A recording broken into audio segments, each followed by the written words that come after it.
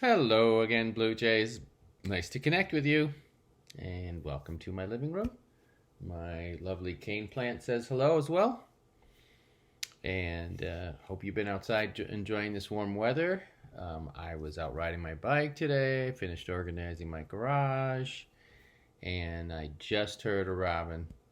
This is Saturday, so it's was about 70 degrees today, and it's supposed to snow tomorrow. That is Sunday. So, wait a minute. Can it snow in spring? There's that question again. I think you might know by now whether it can snow in spring, but keep thinking about it.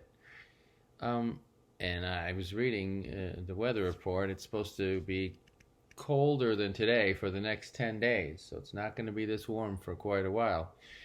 So, you're probably going to have more time inside. And so, given that, I thought it would be a good idea to return to our commitments. It's important to review those. And the three that work for our classroom, and I think for the rest of your life, very important to be safe, be respectful, and be responsible. If you can do those things, you will be pretty much guaranteed to have a good life, as good as you can make it. So, um, it's especially important to do that when you're stuck inside with your family members. It can be challenging. And I know that older people in your family are looking out to make sure that you're being safe, but you can make choices about being respectful and responsible. And so those are really on you. Of course, you need to listen to the safety rules as well. But again, what do those things mean? What does it mean to be respectful? What does it mean? It means to treat what? I heard you. Treat other people the way you want to be treated. And be responsible means take care of your things, your jobs, and your belongings. So take care of things, and then being respectful is taking care of feelings. And sometimes they're very similar and can be somewhat the same, but I think it's good to think about them as somewhat separate things. So I'm going to send along a list of actions that we came up with. Well, one list is was made by second graders. One of these two lists, there's a list for being respectful and there's a list for being responsible.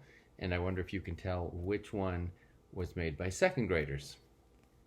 If your parents read them to you, or you can try reading them yourself and figure that out. And you'll see that they're not that different than what we do. They're really not. And I would say if you ask your parents, they could say that there are a lot of similarities with the things that they do at work. You know, the things that they're expected to do at work. You know, of course, they're working on making whatever. Making things. The things that 4-year-old, 5-year-olds can't do yet, but they still have to be safe, respectful, and responsible. So these are lifelong commitments that you can make to yourself and to others. So check out those lists that are being sent, and I want you to do some thinking about how you've been respectful so far in this time that we've been off of school, and then what can you do this week when you're going to be inside a lot more anyway. What can you do to be safe and to be respectful? So if you would just pause, I'm going to show you this form that I want you to do, and then I want you to pause it and think about what safe and respectful means and how you're going to do them this week, do those things this week, and what you've been doing already. So on this paper, you can see I've folded it into 4 parts again. I folded it in half, and then I folded it in half again. And at the top, I wrote, what? Be respectful. And then the first box here, it says so far. So that means so far on this time that we've been out of school. And then over here, this week, this coming week when it's supposed to be colder, what are you going to do to be respectful? And down here,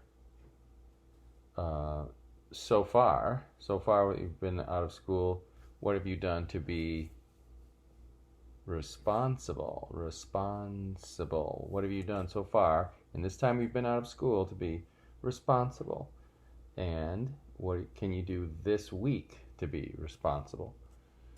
So I want you to pause the video, make this page, and then draw things that you have done and will do, or what you will commit to doing. That means you're making a strong, when you make a commitment, that means it's something that you say, I'm going to do this. What can you do? What will you do this week to help your family as being respectful and being responsible? So, if you will write that out, draw it. So you could draw, and family members, we don't expect, Picasso here or even Michelangelo. So if you do stick figures here, or somebody, a hand doing something, 4 or 5-year-old drawing is acceptable. And if we have some writing that can go with it, like if it just maybe the first letter, if the child can spell the whole word or the sentence, that's great. If they can only do some of the sounds, help them to sound it out. And the same for each one. So a drawing and words as much, and you can then write in the dictated words. But let them try it first. Let them try to sound out the letters. Okay? So I would love to see these completed and brought back to school, or you can even send them to Mr. Rick and Miss Julie, and they'll send them along to me. So take a deep breath. And we're going to really work on getting along with everybody at home this week. In that regard, I'm hoping to send, the next video will be something that we do every week to stretch ourselves and get calm, and I think you know what that is. So until then, have a great time, and remember to be kind and gentle with everyone at your house. Take care.